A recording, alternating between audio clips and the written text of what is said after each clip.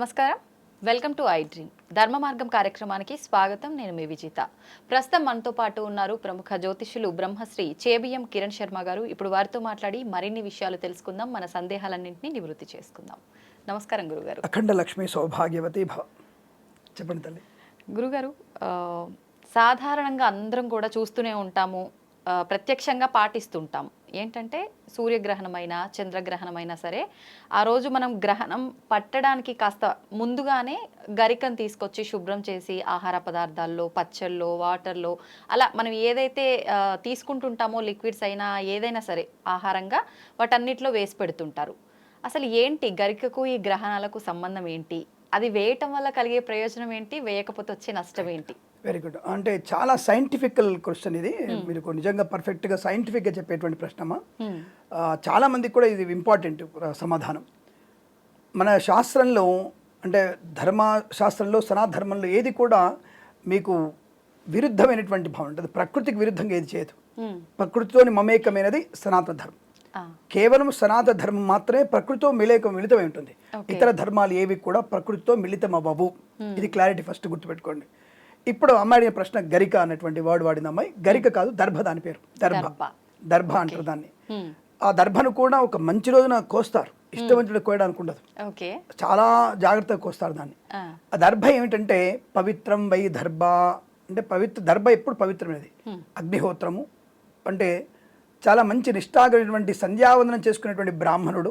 ఎందుకంటే ఆ మాట ఎందుకంటే ఇవాళ రేపు బ్రాహ్మణుడు ఎవడు కూడా సంధ్యావందనాన్ని కూడా చేయట్లేడు. అలాగని చెప్పేసి మంచి బ్రాహ్మణుడు ఎవడూ లేడు. కొద్దిమంది అంటే తప్పుగా అనుకోదు. ఎవడెవడైతే ఇక్కడ వర్డ్ బాగా యూజ్ చేస్తున్నా, ఎవడెవడైతే మద్యపానం చేస్తూ ధూమపానం చేస్తూ మీ యొక్క విధిని తప్పుగా చేసుకుంటున్నారో వాడు సబ్రాహ్మణుడు ఎందుకు అవుతాడు? అటువంటి వాడు పవిత్రుడు కారు. పవిత్రమైనటువంటి బ్రాహ్మణుడు, అలాగే దర్భ, బంగారము, ఈ మూడు కూడా ఎప్పటికీ అగ్నిహోత్రము, తర్వాత మనకి గోవు, అలా సుమంగళి, ఇవెప్పుడు కూడా పవిత్రమైన వస్తువులు. వీటికి ఎప్పుడు కూడా అపవిత్రంగా ఉండేటువంటి అవకాశం లేదు, అపవిత్రమయ్యేటువంటి అవకాశమే లేదు. కాబట్టి అగ్నిహోత్రం దాంట్లో దర్భకంత పవిత్రత ఉంది కాబట్టి అది దర్భని పెట్టుకొని చెప్పారు.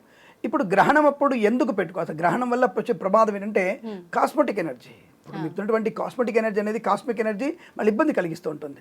ఇప్పుడు సైంటిస్ట్ కూడా చెప్తారు ఈ కాంతి అనేది మసిపూసి అద్దంతో చూడొచ్చు, ఏం కాదు అని చెప్తున్నారు తప్ప మసిపూసి అద్దంతో చూడడం డైరెక్ట్ చూడొచ్చుగా. శరీరానికి కాంతి తగిలితే ప్రమాదం అని చెప్తున్నాం మేము చెప్తున్నప్పుడు, మరి వీరికి మసిపూసుకొని చూడంటున్నారు, నేరుగా చూస్తే ఏమవుతుంది అంటే కంటికి రెటినా ప్రాబ్లం ఉంటున్నారు. కంటికి రెటినా ప్రాబ్లం ఉంది, శ్వేత గ్రంథులకి ప్రాబ్లం ఉండదా? అటువంటి కాస్మెటిక్ వచ్చేటువంటి కాంతి కిరణాల వల్ల, అంటే అతి నీలలోహిత కిరణాల వల్ల ప్రభావం ఉంటుంది. అది చర్మానికి ఉంటుంది, కంటికి ఉంటుంది, తలకు కూడా ఉంటుంది. ఎందుకు 10 సార్లు కనుక మీరు గ్రహణంలో ఎటువంటి ఆచ్ఛాదన లేకుండా శుభ్రంగా తడి నీళ్ళు స్నానం చేసి పోయిన మీరు గ్రహణంలో కూర్చోండి, మీకు 2 ఏళ్లలో తెల్ల వెంట్రుకలు అయిపోతాయి అవన్నీ కూడా. అది ఎనర్జీ అంటే కాంతికి ఉండేటువంటి బలం. అది అంటే ఒక పదార్థాన్ని నాశనం చేసేయగలుగుతుంది అది. ఇది కాంతికి ఆ గ్రహణ సమయంలో వచ్చేటువంటి కాంతికి వచ్చేటువంటి విపరీతమైనటువంటి బలం. ఆ బలాన్ని కాస్మిక్ ఎనర్జీ అంటున్నాం మనం. దాన్ని పోగొట్టుకోవడానికి ఏం చెయ్యాలి అన్నప్పుడు దర్భ పెట్టమన్నారు. మరి దర్భకి ఎందుకు అయిందంటే దర్భలో సైంటిఫిక్ వచ్చినప్పుడు దర్భలో వచ్చేటువంటి కాంతి కిరణాలని కూడా, ఏది అతి నీలలో అయితే కిరణాలతో పాటు కాంతి కిరణాలని కూడా రివర్స్ పంపించగలిగే శక్తి దర్భకు ఉంది. రివర్స్ గ్రావిటీ అంటే దాన్ని ఆ రివర్స్ లో పంపించగలిగే శక్తి దానికి ఉంది. దాన్ని ప్రూవ్ చేయొచ్చు, సైంటిఫిక్ గా ప్రూవ్ చేశారు.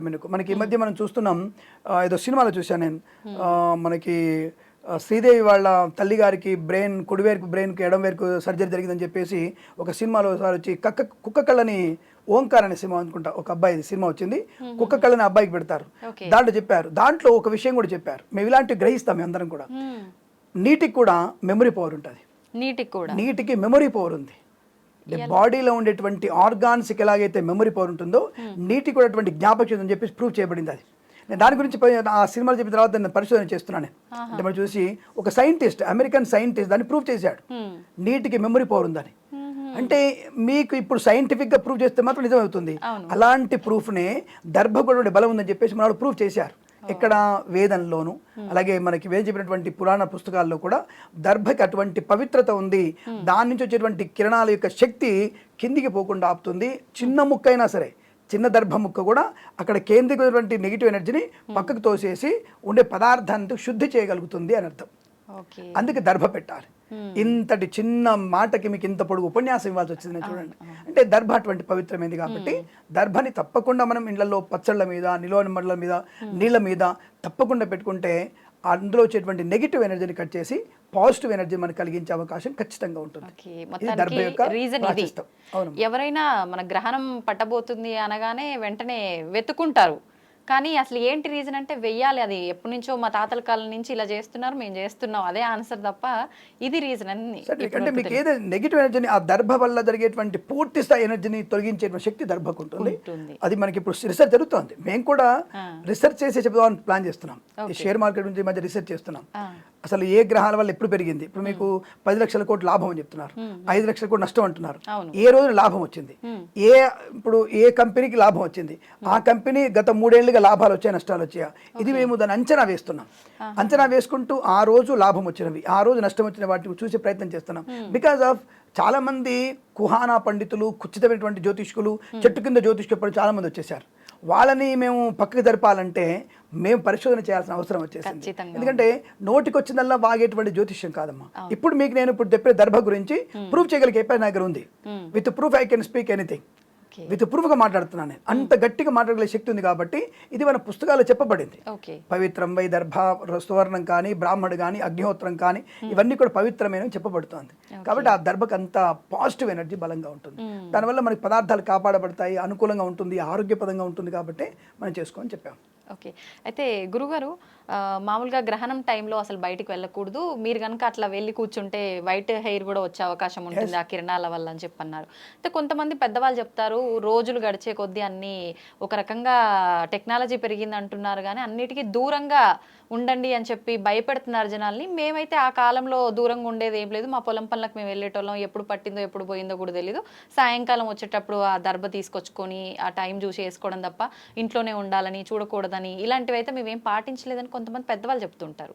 లేదు, అది మీరు ఎక్కడ విన్నారో అది చాలా అబద్ధం. అది గత పురాణ అంటే మనకి గత 50 సంవత్సరాలు 70 సంవత్సరాల క్రితం కూడా అటువంటి గ్రహణం వచ్చే విషయంలో ముందుగానే తెలుసుకుంటారు. ప్రతి ఇంట్లో కూడా ముందుగా అంటే మన ఆచార వ్యవహారాలు పెరుగుతున్న, టెక్నాలజీ పెరుగుతున్న కొద్దీ మారిపోయిందేమో తప్ప ఒకప్పుడు టెక్నాలజీ అయినప్పుడు తప్పకుండా బ్రాహ్మణ ఇంటికి వచ్చేసి అయ్యగారు ఎప్పుడు గ్రహణం ఉంది, మరి ఎవరెవరికి చూడకూడదు, ఎవరెవరు బయటికి పోవచ్చు అంటే ఎవరైతే ఏ నక్షత్రాల వాడికి అయితే పడుతుందో వాళ్ళు మాత్రం బయటికి వెళ్ళకూడదు, మిగతా వాళ్ళు బయటికి వెళ్ళదు. దానికి ఎటువంటి ఇబ్బంది లేదు. దానికి అంటే మీరు అనొచ్చు అంటే మిగతా వాళ్ళ కాస్మిక్ ఎనర్జీ పడదా అంటే మీరు అడిగే ప్రశ్న వెంటనే అడగాలి మమ్మల్ని. ఎందుకంటే ఇప్పుడు బలం ఉన్నది. ఇప్పుడు మీరు ఒక గట్టిగా నిలబడ్డారు, మీరు ఒక వ్యక్తి మీ ఫ్రెండ్ వచ్చాడు, వచ్చేసి ఇప్పుడు గట్టి కొట్టినాను అంటారు. ఆ గట్టిగా ఆ వ్యక్తి చెంప మీద కొట్టేసినా, లెంపకాయ కొట్టినా మీకేమవ్వదు. ఎందుకు అవ్వదు? You are prepared it. You are prepared అంటే నువ్వు అన్నిటి రెడీగా పెట్టుకొని జస్ట్ కొట్టు అని చెప్పేసి రెడీగా ఉన్నావు. వాడు కొట్టేస్తాడు ఏం కాదు, ఇంకోటి కొడతాడు ఏం కాదు, ఇంకా 4-5 బీగితే వాళ్ళు ఇంకోటి దెబ్బ అవుతుంది, అది అవుతుంది. అలాగే శక్తి ఉన్నటువంటి వ్యక్తికి ఆ యొక్క ప్రభావం ఏం చేయదు. అంటే ఈజ్ రెడీ టు ఫైట్. అంటే అతనిలో ఉన్న హార్మోన్స్ కానీ ఆర్గాన్స్ కానీ ఆ గ్రహణ సమయంలో ఫైట్ చేయడం రెడీగా ఉంటాయి. అది తాత్కాలికమే. నేను చెప్పేది తాత్కాలిక. నేను ఎందాకేమన్నాను, 10 సార్లు గ్రహణంలో కూర్చుంటే 2 నెలలు తెలగొద్దన్నాను. 10 గ్రహణంలో తడి జుట్టుతో కనుక గ్రహణంలో కూర్చుంటే ఏ రాశి వాళ్ళైతే బాగలేనప్పుడు ఆరోగ్యం తెల్ల జుట్టు అయిపోతుంది. ఎందుకంటే అది ప్రభావం. అది బలం ఉన్నోడికి ఆ 2 hours 1.5 hours పెద్ద ప్రమాదం ఏం కలదు. ఎందుకంటే బికాస్ హార్మోన్స్ బ్యాలెన్స్ ఉంటుంది. అయినా సరే భోజనం చేసిన అరుగుదల తక్కువగా ఉంటుంది. అంటే జీర్ణ ప్రక్రియ అది పని చేయదు. ఈ గ్రహణ సమయంలో గ్రహణం అంటే గ్రహించేది, స్వీకరించేది గ్రహం. గ్రహణం అంటే 2 గ్రహాల మధ్య ఉన్నటువంటి భూమిని లాక్కునేది. 2 గ్రహాల మధ్యలో భూమిని లాగుతూ ఉంటుంది. ఇప్పుడు సముద్రం ఎందుకు పొంగుతుంది అమావాస్య రోజు, పౌర్ణమి రోజు? అంటే 2 గ్రహాల యొక్క పరివర్తన అంటే సూర్యుడు చంద్రుడు 90 ఈక్వల్ ఉంటాయి ఇద్దరు. అప్పుడు సముద్రం ఎటువైపు వెళ్ళాలో అర్థం కాదు దానికి, అందుకే ఉప్పొంగుతుంటుంది. అది రవి చంద్రుల మధ్య పౌర్ణమి ఉంటుంది. అమావాస్య 2 కలిసి ఉన్నప్పుడు యుద్ధమే. విడివిడిగా ఉన్నప్పుడు లాగుతుంటాయి ఇద్దరు 2 అయస్కాంతాల భిన్న ధ్రువాలు లాగుతున్నప్పుడు ఈ అయస్కాంత మధ్య ఏం చేస్తుంది, పుల్ల ఇనుప పుల్ల తిరుగుతూ ఉంటుంది. దానికి ఎటుపోవాలి అర్థం కదా. దానికి నీళ్లు కూడా అలాంటి ఉపద్రవాన్ని కలిగించి అతిగా వాటి అలలు పెరుగుతాయి. కాబట్టి అమావాస్య పౌర్ణములలో మీరు సముద్రం వెళ్ళొద్దంటారు. అంత 100-2,000 అమావాస్యాల సంబంధమైనటువంటి బలం కలిగి ఉంటుంది గ్రహణ సమయం. కాబట్టి అప్పుడు నదులలో అని కూడా ఇంకోటి చూడండి, గ్రహణం అప్పుడు మీరు తప్పకుండా సముద్రం చాలా సైలెంట్గా ఉంటుంది. ఎంత సైలెంట్ అంటే నిశ్శబ్దం ఉంటుంది, అసలు చిన్న అల కూడా రాదు. గ్రహణం విడిపోతున్న సమయంలో మీకు చాలా ఉవ్వెత్తున అలలు వస్తాయి. మీకు మీకు ఇప్పుడు చెప్తాను కదా, మీరు ప్రత్యక్ష చూసుకోవచ్చు, విశాఖపట్నం దగ్గర చూసుకోవచ్చు మీరు, లేదా మచిలీపట్నం దగ్గర చూసుకోవచ్చు మీరు, ఎక్కడైనా సముద్రం ఉన్నవాడు చూసుకునే అవకాశం చూసుకోండి మీరు. గ్రహణ సమయంలో మీకు ఎటువంటి ఇబ్బంది ఉండదు. గ్రహణం అయిపోతున్నప్పుడు విపరీతమైనటువంటి ప్రభావం చూపిస్తుంది, కాబట్టి అక్కడ వెళ్ళొద్దని చెప్తాం మేము. ఇది సైన్స్, ఇది సైన్స్ అదే చెప్తుంది కదా. అవును, ఆ టైంలో మీరు వెళ్ళొద్దు, చేపలు పడడానికి వెళ్ళకండి, ఎల్లో అలర్ట్, ఆరెంజ్ అలర్ట్ అని చెప్తున్నారు మీరు. That the reason. అంటే మేము చెప్తేనేమో అది ఆస్తికవాదం, నాస్తికవాదం, మీరు చెప్తేనేమో సైన్స్ అవుతుందా? ఎలా అవుతుంది అది ఆలోచించండి. సో మేము చెప్తుంటాం, అమావాస్య రోజు వెళ్ళకండి ఆయన, వద్దు, ఎందుకు అటు 2 రోజులు వెళ్తారు మీరు, అలా లేకుండా ఉంటే అని చెప్తాం మేము. సో కాబట్టి ఆ టైంలో చేసేటువంటి ఈ యొక్క మీరు అన్నట్టుగా గ్రహణ సమయంలో బలం ఉంటుందంటే ఆ బలమైన వ్యక్తికి దాన్ని గ్రహించగలిగే శక్తి ఉంటుంది, వాడికి ఆ 1.5 to 2 hours వాడికి ఏం కాదు. కానీ అలాగే ఆ టైంలో భోజనం చేసిన, ఆ టైంలో ఇంకేదన్నా పనులు చేసినా అది ప్రభావాన్ని కలిగిస్తుంది. అప్పుడు ఏం చేయాలి? మనం మనలో ఉన్నటువంటి చైతన్య శక్తిని పెంచుకోవాలి. చైతన్య శక్తి అంటే ఏమిటి? ప్రాణాయామం. మీరు ప్రాణాయామం కనుక పర్ఫెక్ట్గా చేయగలిగితే మీ చైతన్య శక్తి మీకే ఉంటుంది. ఒక ఇంద్రజాలికుడు ఎలాంటి తన యొక్క ఇంద్రజాలి తత్వాన్ని తను చేస్తుంటాడో అలా మీ బాడీని మీరు ఇంద్రజాలిక తత్వంతో పెట్టుకోవచ్చు. మీరు గాలిలో లేవచ్చు, మనం ధ్యానం చేసుకుంటే గాలి వచ్చు, మీరు చాలా సాధన అవసరం, తప్పకుండా అవసరం. గాలిలో తేలడానికి అవకాశం ఉంటుంది. ఉపాసన బలం, దాన్ని ఉపాసన బలం అంటారు. శ్రీ మహర్షి మహేష్ యోగి ఢిల్లీలో వేద యూనివర్సిటీ వాళ్ళు ఇదే చేస్తారు. మీకు ప్రాణాయామం చేసి వాళ్ళు చేస్తుంటారు. ఉన్నాయి, మీరు చూడండి. మహర్షి మహేష్ యోగి వేదిక్ యూనివర్సిటీ, మహేష్ గారు సిద్ధాంత వారు లేనప్పుడు, మన మహర్షి మహేష్ యోగి గారు లేనప్పుడు ఆయన కాలం చేశారు. ఢిల్లీలో ఉండే పెద్ద యూనివర్సిటీ, అది వేద యూనివర్సిటీ ఉండే. అది కొంత దుష్టశక్తుల వల్ల నాశనం అయిపోయింది. అది మనకి ఇప్పటికి కూడా ఆయన పాఠశాలలు ఉన్నాయి. ఇప్పటికి కూడా ఆయన చేసేటువంటి ప్రాణిక్ హీలింగ్ అంటారు దాన్ని, ప్రాణిక్ హీలింగ్. దాంతో మనిషి లేవచ్చు, గాలు లేవచ్చు. మేము ప్రత్యక్షంగా చూసాం, అప్పుడు మేము చిన్నతనంలో మేము చూసాం వాళ్ళని. సో కాబట్టి గ్రహణ సమయంలో బయటికి వెళ్ళడానికి అనేది లేదమ్మా, బయటికి వెళ్ళకూడదు అసలు. ఇంట్లోనే ఉండి మన ఆత్మ చైతన్యాన్ని పెంచుకునే ప్రయత్నంగా జపము, తపము, ప్రాణాయామము ఇవి చేసుకుంటే సరిపోతే తప్పకుండా అనుకూలంగా ఉండే అవకాశాలు ఖచ్చితంగా ఉంటాయి. ఓకే, అయితే గురుగారు, నేను అసలు ఈ టాపిక్ అడగడానికి రీజన్ ఏంటి అంటే, ఇప్పుడు మనకి సెప్టెంబర్ నెలలో చంద్రగ్రహణం రాబోతుంది అని చెప్పి అంటున్నారు. అయితే మనకు ఉగాది పంచాంగం చెప్పినప్పుడు అసలు ఈ సంవత్సరం గ్రహాలే లేవు అని కూడా కొంతమంది పురోహితులు చెప్పారు. మరి ఇప్పుడు ఈ నెలలో చంద్రగ్రహణం, తర్వాత మళ్ళీ అమావాస్యకి సూర్యగ్రహణం రాబోతుందని చెప్పి అంటున్నారు. ఇంకొకటి, ఈ చంద్రగ్రహణం తర్వాత ఇప్పుడు ఏదైతే జల ప్రళయాలు వస్తున్నాయో దానికి మించిన ప్రళయం రాబోతోంది అని చెప్పి కూడా అంటున్నారు. నిజంగా గ్రహణం ఉందా? రైట్, ఓకే, మంచి ప్రశ్న. రేపు 17వ తేదీ మధ్యాహ్నం తర్వాత నుంచి 18వ తేదీ ఉదయం వరకు మనకి పౌర్ణమి తిథి ఉంది. 17వ తేదీ నుంచి 18వ తేదీ వరకు పౌర్ణమి ఉంది. సో మనకి ఎప్పుడైనా సరే గ్రహణం రావాలంటే చంద్రుడు ఉన్నప్పుడే గ్రహణం రావాలి. చంద్రగ్రహణం ఇప్పుడు వచ్చి మీరంటే చంద్రగ్రహణం, పౌర్ణమి రోజు చంద్రగ్రహణం, అమావాస్య రోజు సూర్యగ్రహణం ఉంటుంది. చంద్రగ్రహణం రాత్రిపూటే పడుతుంది, పగలు కూడా పడే అవకాశం లేదు. రెండవది, ఇప్పుడు మీరు అన్నట్టుగా ఇది దాదాపుగా north America, south America, Finland, Argentina, Chile, తర్వాత మనకి నైజీరియా, ఫ్రాన్సాస్కో, తర్వాత మనకి న్యూజెర్సీ లాంటి న్యూయార్క్ చోట, తర్వాత రష్యా మాస్కోలో, ఇటువంటి ఉక్రెయిన్లో, ఇటువంటి చోట మాత్రం మీకు గ్రహణం యొక్క ప్రభావం ఉంది. అది వాళ్ళ టైం ప్రకారంగా నేను చెప్పేది యూటీసీ అంటే యూనివర్సల్ టైం క్లాక్ ప్రకారం చూసుకుంటే అయితే మనకి 8:40 to 11:40, మనకి 8:40 11:40. బట్ ఇంటర్నేషనల్గా వాడి టైం బట్టి చూసుకుంటే అర్ధరాత్రి 2 గంటల 40 నిమిషాలు, 7 గంటల 40 నిమిషాల నుంచి 11 గంటల 40 నిమిషాల వరకు ఉంది. సో 4 గంటల 6 నిమిషాల వరకు ఉంది. ఇది సౌత్ ఆఫ్రికాలో ఉంది, ఆఫ్రికా ఖండంలో ఉంది, నైజీరియా, చీలీ ఇటువంటి దేశాల్లో తప్ప బెల్జియంలో కూడా ఉంది. మన దేశంలో కనిపించేటువంటి అవకాశం లేదు. కనిపించినప్పుడు మనకి ఇప్పుడు మీరు నన్ను కనిపిస్తే నమస్కారం అంటారు, ఫోన్లో పలకరిస్తే నమస్కారం అంటారు. ఫోన్లో పలకరికుండా కనపడకుండా మీరు నమస్కారం ఎందుకంటారు అంటే దాన్ని ఎంత చూసినా నవ్వుతారు, ఏంటో ఎవరితో మాడుతుంది అమ్మాయి అనుకుంటారు. కాబట్టి మనకి గ్రహణం కనపడినప్పుడే దాని ప్రభావం మన మీద ఉంటుంది. కనుక మీరు ఎట్టి పరిస్థితుల్లో ఈ గ్రహణం గురించి 18తో తెల్లవారుజామున వస్తుంది, 17తో రాత్రి వస్తుంది. ఈ గ్రహణం ప్రభావం చాలా ఎక్కువగా ఉంటుంది. ఇంకా ఏం చెప్తున్నానంటే, మీరు అడిగారు చెప్తున్నాను నేను, ఉత్తరాభాద నక్షత్ర రాహుగ్రస్తాస్త చంద్రగ్రహణం ఇది నిజమే. మనకి తెలుగు వాళ్ళు, మన ఐ డ్రీమ్ ఛానల్ చూసేవాళ్ళు అమెరికాలో ఉన్నారు, సౌదీలో ఉన్నారు, బెల్జియంలో ఉన్నారు. కాబట్టి వాళ్ళకి తప్పకుండా పాటించాలి. అందుకే టైం చెప్పాను వాళ్ళకి, 7:40 నుంచి 11:47 వరకు మీకు తప్పకుండా గ్రహణ సమయాన్ని పాటించాలి. అది కుదండి. యూటీసీ ప్రకారంగా మనకి లేదు కాబట్టి మనం ఇండియన్స్ అంటే భారతీయులు ఎప్పుడు కూడా మీరు పాటించవలసిన అవసరం లేదు. కాశ్మీర్ నుంచి కన్యాకుమారి వరకు మన గ్రహణం యొక్క ప్రభావం లేదు. పాటించవలసిన అవసరం అంతకన్నా లేదు. కాబట్టి దాని గురించి మీరు బెంగపడక్కర్లేదు. గర్భిణీ స్త్రీలు జాగ్రత్తగా ఉండాల్సిన అవసరం లేదు. మీ పనులు మీరు చేసుకోవచ్చు. మీరు హాయిగా మీ యొక్క కార్యక్రమాలను పూర్తి చేసుకొని ఆనందంగా ఉండవచ్చు. దానికి ఎటువంటి ఇబ్బంది లేదు. రెండవది, వచ్చే అమావాస్య గ్రహణం ఉందా? ఇప్పుడు ఈ గ్రహణం లేదు అక్కడ మీరు ఇందాక ఒక మాట అన్నారు, ఉగాది పంచాంగ శ్రవణంలో ఏ గ్రహణాలు లేవని చెప్పాము మేము. లేనప్పుడు మళ్ళీ ఇప్పుడు కొత్తగా ఎందుకు ఉందని చెప్తాం మేము. కాబట్టి అలా చెప్పినప్పుడు అతిశయోక్తి అంటారు దాన్ని. సో మమ్మల్ని చూసి నన్ను నేను చూసి నవ్వుకోవాలనిపిస్తుంది. కాబట్టి గ్రహణం, సూర్యగ్రహణం లేదు, మన చంద్రగ్రహణం లేదు, 2 గ్రహణాలు ఎక్కడ కూడా మనకు లేవు. మీరు ప్రాబ్లం పడాల్సిన అవసరం లేదు. ఇక ఇంకోటి అమ్మాయి అడిగిన ప్రశ్నకి సమాధానం, ఒక ప్రళయం లాంటిది వచ్చే అవకాశం ఉందా, యుగాంతం అయిపోతుందా అనేటువంటి వ్యక్తులకి సమాధానం, గ్రహణాలు మనకి ఒక సంవత్సరంలో 3 గ్రహాలు కూడా వచ్చాయి మనకి. 1986-88 మధ్యలో ఒకే సంవత్సరం 3 గ్రహాలు కూడా వచ్చాయి మనకి ఒక్కొక్కసారి. అటువంటిప్పుడే మనకేం ప్రమాదం జరగలేదు. లేని గ్రహణం గురించి మనకు ప్రమాదం ఎక్కడ జరుగుతుందో ఆలోచించండి. గ్రహణం ఉన్నప్పుడు ప్రభావం ఉంటున్న విషయం వాస్తవం. కొంతమంది వచ్చేసి కరోనా టైంలో 2 గ్రహణాలు వచ్చాయి. ఆ 2 గ్రహణాలకి అంత భీభత్సం ఏం కాలేదే. కాలసర్ప దోషంతో కూడినటువంటి గ్రహణాలు వచ్చిన వల్ల అది మీకు చెప్పబడింది. అదే చెప్తాను మీకు, చాలామంది చెప్తాను నేను, మీరు పంచాంగకర్తలు ఎవరు చెప్పలేదు మాకు ఇలాంటివి చెప్తారు. నేను మళ్ళీ చెప్తున్నాను, బిజుమళ్ళ మాధవ శర్మ సిద్ధాంతి గారు, అలాగే మనకి భార్గవ సిద్ధాంతి గారు, తర్వాత వచ్చేసి మనకి అన్నయ్య గారి పేరు, మనకి మన వారి పేరు క్షమించండి మర్చిపోయాను నేను, గార్గే గారు, ఈ 3 వ్యక్తుల పంచాంగంలో స్పష్టంగా రాయబడింది. ఎప్పుడు ఇది మీకు 2019 మన కరోనా వచ్చింది కదా, 2018 డిసెంబర్లో మన పంచాంగం రిలీజ్ అవుతుంది. 2019లో మనకి కరోనా వచ్చింది అనుకుంటాను. అంతకుముందు మీకు నేను ఆంధ్రభూమి పంచాంగంలో స్పష్టంగా బిజుమళ్ళ మాధవ శర్మ సిద్ధాంతి గారు స్పష్టంగా కింద విత్ ఇంక్లూడింగ్ నేమ్ ఒక రకమైనటువంటి క్రిమికీటంతో ప్రపంచ నాశనం జరిగే అవకాశం ఉంది అని స్పష్టంగా మెన్షన్ చేశారు దాన్ని. మరి మీరు ఎందుకు మాది తీసుకోలేదు? మరి 3 చెప్పారు కదా, ఎందుకు తీసుకోలేదు? ఇప్పుడు నేను ప్రూవ్ చేయగలుగుతాను. ఇప్పుడు నా దగ్గర పుస్తకం ఇప్పటికి ఉంది, నేను ప్రూవ్ చేయగలుగుతా. మరి ఎవరు అడగరు నన్ను, నేను ప్రూవ్ చేయగలుగుతా. ఒక సిద్ధాంతం చెప్తే ఎవరు చెప్తే నీకేంటి చెప్పబడింది. 2 అంతకంటే మించిపోయింది. ఇప్పుడు నా గురించి నేను గొప్పగా చెప్పుకుంటాను మీకు. నేను మొన్న జరిగినటువంటి వర్షాలు 31 మనకి 31, 1, 2, 3 వర్షాల తేదీలో మీకు జూలై 27వ తేదీ వరకు, ఆగస్టు 27వ తేదీ వరకు ఏ ఒక్కళ్ళైనా సరే వాతావరణ శాఖ వాళ్ళు మీకు ప్రమాదం వర్షం ఉందని చెప్పారా? ఛాలెంజ్, ఇప్పుడు నేను ఓపెన్ ఛాలెంజ్ మీకు చేస్తున్నాను. నేను గొప్పడని చెప్పట్లా, నేను జాతకంలో నేను అన్ని చెప్పేస్తాను. ప్రధానమంత్రి మోడీ అవుతాడా, తర్వాత ఇంకోటి అవుతాడా, బోడీ అవుతాడా, నాకు సంబంధం లేదు, అనవసరం నాకు. రాహుల్ గాంధీ, బీగుల్ గాంధీ, నాకు సంబంధం లేదు నాకు.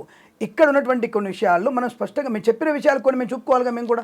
ఇప్పుడు వర్షం పడుతుంది మీకు ఎవరైనా వాతావరణం చెప్పారా? నేను తప్పకుండా నా ఛానల్ ద్వారా చెప్పబడింది, నేను చూశాను, నేను చెప్పాను ఆ విషయాలు. బాబు నాయకులు జాగ్రత్త, నేను సివిఆర్ టీవీలో చెప్పాను, నేను మన ఛానల్లో చెప్పాను, నేను మీకు వర్షం పడే అవకాశం ఉంది జాగ్రత్త అని చెప్పినా మేము చెప్పాము. మరి మమ్మల్ని ఏం తీసుకోలే మీరు? రెండవది, ఇప్పుడు మళ్ళీ ఇంకోటి చెప్తాను మీకు, వాతావరణ శాఖ తప్పుపట్టట్లేదు, వాళ్ళు సైంటిస్టులు మంచి వాళ్ళు కూడా. బట్ వాతావరణ శాఖ వాళ్ళు మొన్న 3వ తారీఖు సెప్టెంబర్ 3వ తారీఖు, I repeat the date, September 3rd, 2024 రోజున 8, 9, 11 తేదీలో కూడా భారీ వర్షాలు ఉండే అవకాశం ఉంది, తుఫాను కేంద్రీకృతమని అన్నారు. ఇవాళ తారీఖు ఎంతమ్మా? 13వ తేదీ. మనం 13 సెప్టెంబర్ మేము ఈ యొక్క ప్రోగ్రామ్ చేస్తున్నాం. మరి వర్షం ఏమైనా కనబడిందా మీకు? ఇప్పుడు ఆంధ్రాలో వర్షం పడిందా? తెలంగాణలో వర్షం పడిందా? పోనీ బీహార్లో పడిందా? ఒరిస్సాలో పడిందా? మంచి ఎండలు ఉన్నాయి. మరి ఇప్పుడు నేను మరి మమ్మల్ని నమ్మమంటానా, ఇంకొకరిని నమ్మొద్దని చెప్తానా? అది మీకు వదిలేస్తున్నాను, నేను ప్రేక్షకులకి వదిలేస్తున్నాను. నేను నా శాస్త్రాన్ని తప్పనేటువంటి స్థాయి నీకున్నప్పుడు నువ్వు చెప్పింది తప్పని ప్రూవ్ చేస్తున్నాను ఇక్కడ నేను. కానీ నేను సైన్స్ని వ్యతిరేకంగా మాట్లాడట్లా, సైన్స్ని గౌరవిస్తాను నేను. బట్ నా శాస్త్రాన్ని తక్కువ చేసి మాట్లాడితే నువ్వు నా శాస్త్రం వెనుక ఉన్నావు అంట. నేను నా శాస్త్రానికి వెనుక ఉన్నావు నువ్వు. ఎందుకంటే సూర్యుని కాంతిని ఇప్పుడు చెప్తున్నావు. సూర్యుని కాంతి గురించి నా సనాధర్మం 1000 ఏళ్ల క్రితం చెప్పింది. నా హనుమాన్ చాలీసలో చెప్పింది, నాకు సూర్యుడికి మనకు దూరం ఎంత హనుమాన్ చాలీస చెప్పింది. బట్ హనుమాన్ చాలీస పుట్టినప్పుడు రాసినప్పుడు నువ్వు లేవు, నీ నాసా లేదు, నీకు ఇండియాలో ఉన్నటువంటి ఏది కూడా వాతావరణ శాఖ లేదు. కాబట్టి నా గురించి, నా గ్రహణం గురించి చెప్పవద్దు. ఇప్పుడు గ్రహణాలు మేము చెప్తున్నా అంటున్నాం కదా, విత్ టైం సెకండ్తో సహా మేము 70 ఏళ్ల క్రితం ఇదే గ్రహణం గురించి చెప్పాము, పంచాంగం రాసి పెట్టేవారు. మరి ఇప్పుడు రాసి పెడుతున్నారు. మీరు చెప్పిన టైం తేడా అవుతుంది, కానీ మీరు చెప్పిన టైం తేడా అవ్వదు. రెండవది, ఇక్కడ సిద్ధాంతం తప్పలేదనట్లే. 90% ఫేక్ గాళ్లే ఉన్నారు జ్యోతిష్కులు, 90% ఫేక్ గాళ్లే ఉన్నారు. గాళ్ళు అంటున్నాను ఎందుకే. 10% మహనీయులు ఉన్నారు, మంచి వాళ్ళు చాలా మంది ఉన్నారు. వాళ్ళని గౌరవించే ప్రయత్నం చేయండి, వాళ్ళు చెప్పింది వినే ప్రయత్నం చేయండి. మీరు చెప్పినట్టుగా చూస్తే ఫేక్ ఎక్కువగా ఉంది కాబట్టి జనాలు అసలు వాళ్ళని కూడా నమ్మటం మానేశారు. సంతోషం గురుగారు. నిజంగా జనాల్ని ఒక రకంగా భయభ్రాంతులకు గురి చేయడము అలవాటు అయిపోయింది కొంతమందికి. అలాంటి భయాలు ఇలాంటి వీడియోల రూపంలో మీలాంటి వాళ్ళ ద్వారా ఒక స్పష్టమైన ఇన్ఫర్మేషన్ ఇవ్వగలిగితే, నిజంగా మీలాంటి వాళ్ళు అడిగే ప్రశ్నలకి స్పష్టత మనం ఇవ్వగలిగితే, నేను సైన్స్ నమ్ముతాను ఎప్పుడు చెప్పట్లే. సైన్స్ ఇప్పుడు మీరంటే సరే మరొక విషయం తప్పుగా అనుకోదు. సరే శ్రీమతి సునీత విలియమ్స్ గారు అంతరిక్షంలో ఉన్నారు బాబా, వారు ఎప్పుడు రావాలి? సైన్స్ ఈ సైంటిస్టుల ప్రకారం ఎప్పుడు రావాలి ఆవిడ? మీకు తెలుసా విషయం? ఎప్పుడు రావాలి ఆవిడ? మొన్న ఏప్రిల్లో రావాలి ఆవిడ కిందికి. లేట్ అయింది. ఏప్రిల్లో కిందికి రావాలి. ఇంక 2 మాసాలు దాటితే ఆవిడ పరిస్థితి ప్రమాదాలు కొనబడుతోంది. ఆవిడ తినడానికి భోజనం లేదు, ఇప్పటికే భోజనం లేదు. వాళ్ళ యొక్క మలమూత్రాలే వాళ్ళు తింటుంటారు ఇప్పుడు. తెలుసా మీకు ఆ విషయం? అక్కడ అయోడైజ్ అయిపోతాయి మొత్తం. మన పదార్థాలు ఏం ప్రాబ్లం ఉండదు అక్కడ. అవి అలాగే తిని శుభ్రంగా తినేయచ్చు మనం. అలాంటి పరిస్థితికి వచ్చేసే అవకాశం ఉంది. మరి వాళ్ళు 2 ఏళ్ళ తర్వాత మరి ఎవరి బాధ్యత? ఎవరి కోసం ఆవిడ పైకి వెళ్ళింది? మేము ఈ విషయాన్ని అంతరిక్ష ప్రమాదం జరిగే అవకాశం ఉందని కల్పన తాలూకాలు జరిగేటప్పుడు మేము చెప్పడం జరిగింది. అంతరిక్షంలో ప్రమాదం జరిగే అవకాశం చెప్తాం తప్ప ఫలాని కల్పనా చావ్లా ఫలానా మేజర్ మేము చెప్తాం. మాకు పాలు విరిగిపోయినా చెప్తాం తప్ప ఈ ఫలాని జెర్సీ ఆవు బర్రెట్టిన పాలని పైకి చెప్తావా? పాలు విరిగిపోతాయి. అది జెర్సీ ఆవు కావచ్చు, ఇంకో ఆవు కావచ్చు, ఇంకో బర్రె కావచ్చు, ఇంకోటి కావచ్చు. ఏ గేదైతే మాకేంది, ఏ బర్రె మాకేం అవసరం ఉంది? పాలు విరిగిపోవడం చెప్తాం అంతవరకు మేము. అంతే. సో కాబట్టి నువ్వు ఆ సునీత విలియమ్స్ గారు మేము ఏం కోరుకుంటున్నాం ఇప్పుడు? మేము చేసుకుంటున్నాం రోజు పూజ. మీకు ఎవరు చెప్పాల్సిన అవసరం లేదు. అమ్మ దేవుడు ఆమె తొందర రావాలి. ఎందుకంటే ఆవిడ శాస్త్రవేత్త వల్ల చాలా మందికి ఇన్స్పైర్గా అంతరిక్షంలో వెళ్ళే వాళ్ళు ఉంటారు. దానికోసం ఆవిడ కిందికి తొందరగా ఆరోగ్యంగా కింద మేము దండం పెట్టుకుంటున్నాం రోజు. అది మాకుండే శక్తి మాది. మేము వారికి అలా చేసే ప్రయత్నం చేస్తాం. ఆవిడకి అంతరిక్ష ప్రమాదం మళ్ళీ మనం చెప్పాం. మేము అంతరిక్షంలో ఇబ్బంది విషయం అంటే మనం సంప్రదించారుగా. వాడే ఆఫ్టర్ పంచాంగం ఆఫ్టర్ కాగితాలు పట్టుకొని వాడు గ్రహాలు ఊహించి చెప్తుంటాడు, నిజం చెప్పాడు వాడు. మేము చెప్పేది ఊహాత్మకే కావచ్చు. మేము we cannot show the everything because మీకు ఆ అవకాశం మాకు లేదు. అది ఉండింటే మిమ్మల్ని ఎక్కడ తొక్కిపెట్టేవాళ్ళం, ఈ సైంటిస్ట్ తొక్కిపెట్టేవాళ్ళం. అది మేము విజువలేషన్ లేదు కాబట్టి మేము వెనకడుగు వేయాల్సి వస్తుంది. భగవంతుడు చూపి అంటే ఏం చూపిస్తాం? నాలంటి వాడు ఉంటాడు, నేను చూపిస్తాను భగవంతుడిని. బట్ ఒక టెస్ట్ పెడతానంట నేను. ఒక టెస్ట్ పెడతాను మీకు. వైశాఖ మాసంలో మిట్ట మధ్యాహ్నం బయటికి తీసుకెళ్తాను మిమ్మల్ని. మీరు 2 కళ్ళకి క్లిప్ వేస్తాను, ఓపెన్ క్లిప్ పెడతాను నేను. అంటే కళ్ళు ఇట్లా ఓపెన్గా ఉంటట్టుగా నేను మెడ వంకర వేసి పెడతా, పైకి పెడతాను నేను. సూర్యుడు మీ మీద ఉంటాడు, సూర్యుడు మిమ్మల్ని చూస్తూ ఉండాలి. సూర్యుడు మీరు చూస్తూనే ఉండాలి. మీ కడుగుట్లు కనుక 6 గంటల తర్వాత తీసుకెళ్ళి టెస్ట్ చేపిస్తాం. అక్కడే పక్కన మన ఇక్కడ ల్యాబ్ తీసుకెళ్ళి చెక్ చేస్తాం. మీ రెటీనా ప్రాబ్లం లేదు అంటే నేను దేవుడు లేడు అక్కడ ఒప్పేసుకొని సగం గుండి చేసుకొని తిరుగుతాను నేను. రెటీనా ప్రాబ్లం ఉందయ్యా ఈమెకంటే మాత్రం దేవుడు ఉన్నాడు, వాడే దేవుడు. ఇప్పుడు మీరు సైన్స్ గురించి మీరు నమ్ముతున్నారే, ఇదే B12 అంటే అదే అని చెప్తున్నారు అందరు కూడా. అమ్మ B12 అంటే అదే అమ్మ. చర్మ గ్రంథుల్లోకి రక్తనాళాల్లోకి సూర్యుడి కాంతి వెళ్ళి లోపల ఉండేటువంటి గ్రంథులన్నీ కూడా ఓపెన్ అయిపోయి B12 ప్రసారం అవుతుంది. సూర్యుడి నుంచి B12 రాదు మనకి, మనలో ఉంటుంది B12. అది కరిగి వృద్ధి పొందాలి. అది చర్మ గ్రంథులలోకి లిక్విడ్ వల్ల ప్రాసెస్ అవ్వాలి. దానికి సూర్యకాంతి కావాలి. లైట్ కింద పెడుతుంది కాదు మరి. అందుకే చెప్పాము సూర్యనారాయణ భగవంతుడు, ప్రత్యక్ష భగవంతుడు ఆయన చెప్పాము. ఇప్పుడు మీరు వచ్చేసి సండేలో కలిసి 20 minutes అని చెయ్యన్న బయట పెట్టండి కనీసం. ఈ స్థాయికి వచ్చేసారు. B12 పెరిగా అంటే మీరు చెప్తున్నారు. మరి మేము చెప్పింది ఏమిటి? నా శాస్త్రం నా ధర్మం చెప్పింది ఏంటి? అదే కదా. దాని గురించి మాట్లాడతాం, మేము గట్టిగా మాట్లాడతాం. అందుకనే సునీత విలియమ్స్ లాంటి వాళ్ళందరూ కూడా క్షేమంగా రావాలని కోరుకుంటున్నాం. మరి అలాంటప్పుడు నువ్వు కరెక్ట్గా సైంటిస్ట్ అయితే, నీ నాసా కరెక్ట్ అయితే ఏప్రిల్లో బయట రావాలిగా. సెప్టెంబర్, అక్టోబర్, నవంబర్ తర్వాత తన పరిస్థితి గందరగోళంగా ఉంటుంది. ప్రపంచం అందరం కూడా దిగురించి ఆలోచించట్లేదు. ఎవరు సోషల్ మీడియా దిగి ప్రస్తావన చేయట్లేరు. ఎందుకు? నెగిటివ్ వెళ్ళిపోద్ది కాబట్టి. కానీ షీఈ్ విల్ బి బ్యాక్, తప్పకుండా వస్తుంది, తప్పకుండా అనుకూలంగా ఉంటుంది. అమ్మవారి అనుగ్రహంతో ఆవిడ క్షేమంగా ఉంటారు, సందేహం లేదు. నిజంగా అందరికీ సంతోషం కలిగించారు, చాలా సంతోషం. ఎందుకంటే మేము ఎప్పుడు కూడా మా చర్చలు ఇవి కూడా వస్తాయి. ఆవిడెవరు మాకెందుకు? సునీత విలియమ్స్ ఎవడు? ఆవిడ మాకేంటి? మాకు సంబంధమా? ఎవరినో చేసుకుంది ఆవిడ, ఎవడో పోయింది, అమెరికా నుంచి పోయింది, అమెరికా పోయింది, మాకెందుకు? రాకేష్ శర్మ ఏమన్నా మనోడా? పక్కింటోడు, మన హైదరాబాద్ వాడా? లేదా మన భాగ్యనోడు కాదు, మన విజయవాడ కాదు, ఎందుకు అనుకోవాలి మనం? అంటే ఎక్కడున్న ఒక మంచి వ్యక్తి అక్కడ నేనేది ఒక్కళ్ళనే కాదు, అక్కడ ఇద్దరు కూడా రావాలంటా నేను, అందరు కూడా రావాలంటా నేను. సో అలా మనకి అంటే ఈ సైంటిస్ట్ తప్పు చేయట్లేదు, కానీ మీది కరెక్టే ఉండదని చెప్తున్నాను నేను. మీరు 100% కరెక్ట్గా సుమా చెప్పడం ఉద్దేశం. బట్ యూ నెవర్ 100% కరెక్ట్ ఉండరు మీరు, అది ఇంపాసిబుల్. దానివల్ల మనకి మేము ఇప్పుడు మా గురించి తప్పుగా మాట్లాడితే మేము మీ గురించి మేము తప్పులు చెప్పే అవకాశం వస్తుంది. కాబట్టి చెప్పడం తప్ప నేను ఎవరిని అవమానించట్లేదు, ఆ విషయం గుర్తుపెట్టుకోండి. ప్రభుత్వానికి వ్యతిరేకం కూడా కాదు నేను, అలానే భయపడడం లేదు. భయపడట్లేదు నేను తప్పనలేదు, నేను భయపడాల్సిన అవసరం లేదు నాకు. అంతే, దట్ ఈస్. థ్యాంక్ యూ అండి, థ్యాంక్ ఒక యూ చిట్ చాట్ లాంటి మన నిజంగా. ప్రోగ్రామ్ అయితే అవును, అవును. దట్ అంటారు కదా, chit chat with Kiran Sharma అని పెట్టుకోవచ్చు మీరు. అవును.